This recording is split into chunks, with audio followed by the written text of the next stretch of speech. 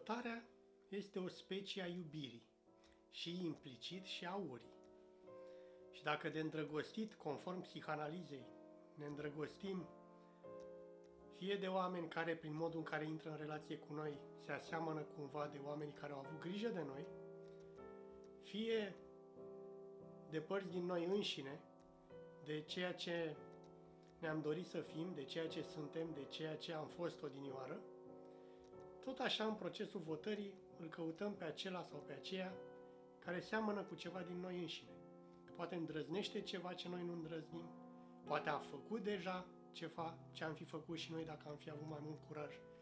Aici putem să intre și părțile noastre umbroase, neacceptate și chiar necunoscute. Prin votare putem să ne răzbunăm pe cei care ne-au deziluzionat, pe cei care au căzut din idealul nostru.